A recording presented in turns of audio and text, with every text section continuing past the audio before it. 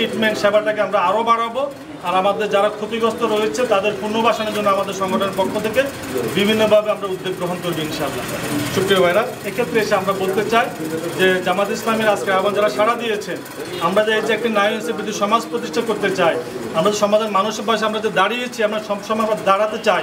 আমাদের এটি routine work. এই জায়গা থেকে এসে আপনারা আমাদের এই পজিটিভ নিউজগুলো সমাজের মানুষের মাঝে প্রচার করবেন, আপনারা সত্যি নিউজগুলো তুলে ধরবেন। এটা আপনাদের প্রতি আমাদের আহ্বান থাকবে। এর পাশাপাশি আমরা বলবো যে আজকে যারা আপনারা এখানে উপস্থিত রয়েছেন, আমি নিজেই সাংবাদিকদের উপরে 6 দিন প্রশিক্ষণ নিয়েছি। আমি ছাত্রজীবনে 2-3টে পত্রিকার সম্পাদক ছিলাম। তো সেই জায়গাতে এসে আমার একটু অভিজ্ঞতা আমি আমাদের প্রেস ক্লাবের সভাপতির সাথে শেয়ার করেছি। আমাদের একজন ভাই বলেছেন আমাদের জন্য তো কোনো উদ্যোগ নেওয়া হচ্ছে না। আমি দেখেছি আমাদের এখানে কয়েকজন আমাদের সাংবাদিকদেরকে আমরা আরও বেশি প্রশিক্ষিত করে তুলতে চাই। সুপ্রিয় ভাইরা, আমাদের সমাজের নানান পেশার নানান মানুষদেরকে আমরা বিভিন্নভাবে সহযোগিতা করেছি। আমাদের নিজের ফারুক ভাই বলেছেন যে আমাদের সাংবাদিকরা বিভিন্নভাবে অবহেলিত, তাদের জন্য আশ্বাস করছি আমরা আপনাদেরকে এই সম্মেলনে দাঁড়িয়ে সম্মান আর শ্রদ্ধার সাথে স্মরণ করছি যাদের ত্যাগ, কোরবানি, রক্তের বিনিময়ে আজকে আমরা মুক্ত বাতাসে শ্বাস প্রশ্বাস নিতে পারছি। মন খুলে আমাদের মনের কথাগুলো আপনাদের সামনে বলতে পারছি। আপনারাও আমাদের ডাকে সাড়া দিয়েছেন। সেই সকল শহীদ ভাইদের স্মরণ করছি এবং মহান আল্লাহ তাআলার কাছে তাদের জীবনের সকল গুনাহখাতা মাফ করে দিয়ে আল্লাহ তাদেরকে যাতে করে জান্নাতের উচ্চ মর্যাদা দান করেন আল্লাহর কাছে তৌফিক কামনা করছি। এবং যারা হাসপাতালের বেডে চিকিৎসাধীন রয়েছেন, কারো পা নেই, কারো চোখ নেই, কারো হাত নেই, কারো পেটের মধ্যে বুলেট রয়েছে, অনেকেই মৃত্যুর সন্ধিক্ষণে মৃত্যুর প্রহর গুনছে, এমনই অবস্থায় অনেকেই রয়েছেন। সম্মানিত ভাইয়েরা আমার, 2006 সালের 28 অক্টোবর আপনারা আরেকটা নারকীয় তাণ্ডব দেখেছেন। সারা দুনিয়ায় দেখেছে কি করে একটি লাশের উপরে মানুষ নাচানাচি করে।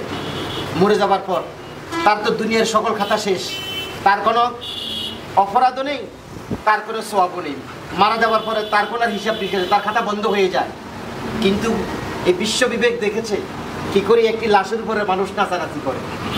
কিন্তু দুর্ভাগ্য, মানুষের এই পরবর্তীতে প্রাণ খুলে বাংলাদেশের মানুষ তারা প্রতিবাদ করে নেয়। এটা মামলাও হয়নি, তার জন্য আমরা করতে পারিনি। আমাদের ওই ভাইদেরকে স্মরণ করছি আজকে, বাংলাদেশের সেই সকল সোনার মানুষদেরকে স্মরণ করছি। আপনার জাতিতে হবে একটা মিথ্যা সংবাদ আপনি দিয়ে দিলেন, একজন ভালো মানুষের আপনার ফাঁসি হয়ে গেল, তাহলে আপনার হবে কি হবে? তাহলে এটা এবাদত।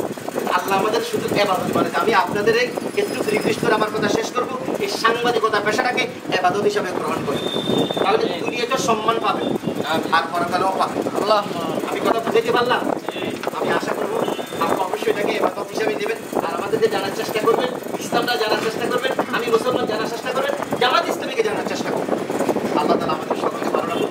আর আপনাদের সুবিধা আমাদের তো আমিরে জামাত বলেছেন এখানে সাংবাদিকরা সবচেয়ে অবহেলিত, প্রত্যেক যারাই আমাদেরকে ব্যবহার করেছে, কিন্তু তাদের রুটি যদি চিন্তা করে নেই, তবু সাংবাদিক বাসা ভাড়া দিতে পারছে না, চিকিৎসা পাচ্ছে না, বাচ্চার লেখাপড়া করতে পারছে, তাই এই কথা পুরো আসছে এখানে আমরা আপনাদের পাশে আছি, আমরা আপনাদের সুবিধাকে আপনাদের শেয়ার করবো।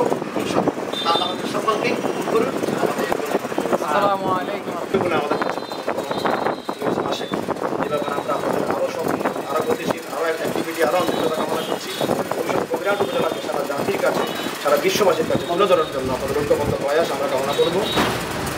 আর আমাদের নোয়াখালীতে পানিবদ্ধতার যে ইতিহাস, পানিবদ্ধতার যে বিষয়, এই বিষয়ে আমি সাংবাদিক ভাইদের ভূমিকা 2-1 ছাড়া বাকিদের দেখি নাই।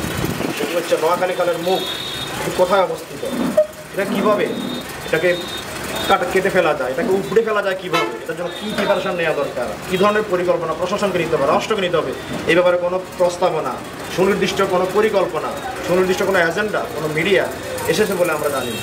উল্টো নোয়াখালী খালের মুখ কোম্পানিগঞ্জে অবস্থিত, চরালাহি গাংসিলে অবস্থিত, আপনার কিল্লারহাটে অবস্থিত, কিল্লের বাজারে, সেটিকে এড়িয়ে গিয়ে কামাল কোম্পানি গংদের দেয়া অর্থের বিনিময়ে মিডিয়ার কিছু কিছু ভাইয়েরা যেভাবে এটাকে ডাইভার্ট করে রিক্সাওয়ালা দোকান নিয়ে গেছেন, কবিরার উপরে নিয়ে আসছে, এটা খুব দুর্ভাগ্যজনক। আজকে আমি নিজে একটা বাজে গিয়েছি, আমার ফেসবুকে আপনার লাইভে দেখবেন, কবিরাট উপজেলা ভাঙন ধরেছে। কবিরাটগোলা মানে ধানসারিক ইউনিয়ন, কয়েক একর জমি না গত 3-4 দিনে ভেঙে চুরমার হয়ে গেছে, খাল হয়ে গেছে। যেখানে খাল ছিল না সেখানে খাল হয়ে গেছে। তো এই বিষয়গুলো আপনারা জাতির সামনে তুলে ধরা দরকার। আমাদের উপজেলা যেন প্রতিটি মাটি যেন সংহত থাকে, নিরাপদ থাকে, এই বিষয়ে আপনাদের ভূমিকা আমরা কামনা করছি। আর নোয়াখালী খালের মুখ কাটার জন্য যে ধরনের বলিষ্ঠ প্রচারণা দরকার, যে ধরনের উদ্যোগ দরকার, এই উদ্যোগ নেওয়ার জন্য রাষ্ট্রের যে অর্গানগুলো এটার সাথে যুক্ত, ডিসি থেকে শুরু করে মন্ত্রণালয় থেকে শুরু করে প্রতিটি বিভাগকে উদ্বুদ্ধ করার জন্য আপনারা বাধ্য করবেন। আপনাদের ঐক্যবদ্ধ প্রয়াস আমরা চাইব। এ ব্যাপারে সাংবাদিক সম্মেলন করা লাগলে আমরা সেটিও করবো, মানববন্ধন করা লাগলে সেটিও করবো। আপনারা আমাদেরকে সহযোগিতা করবেন। আজকে আসার জন্য এই বাজারে আমি সেক্রেটারি ছিলাম, নির্বাচিত একমাত্র কবিরাট বাজারে আমার সেক্রেটারির পদটাও এই সরকার নিয়ে গেছে। এই নবায়নের আমি একদম প্রতিষ্ঠাতা, ভাইস চেয়ারম্যান ছিলাম, আমার পদটা নিয়ে গেছে। তো যাই হোক, আজকে হাঁটি হাঁটি পা পা করে